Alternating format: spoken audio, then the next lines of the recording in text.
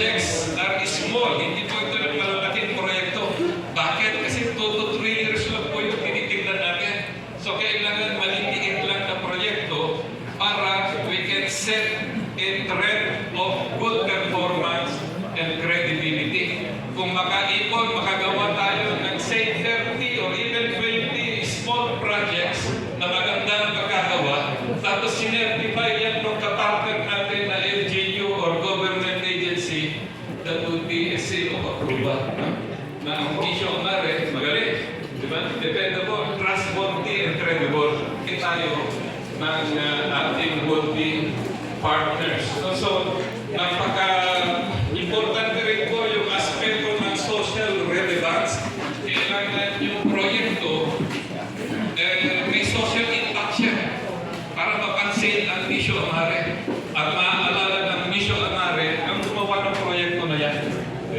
So, yung certification, sabi ko nga, napaka-importante because that would be the seal of approval. Ito po yung ipapapera natin pag tayo ay nag-apply na ng accreditation.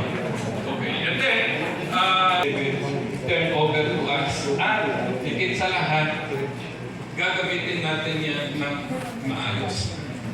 Okay, so, and then, of course, yung pinakahuli, Misyo Amare have to adhere to high moral standards.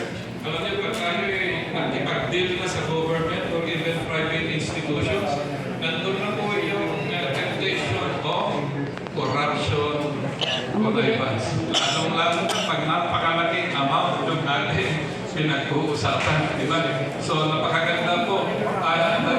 Misyo Amare must adhere strongly dun sa ating core value of zeal for righteousness. Okay, sir. So, yan po yung first goal ng ating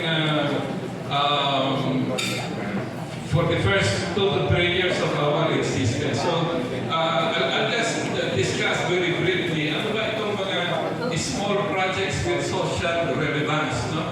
So, unang-una, yung budget is 100,000 and below. Bakit? Kasi para madali po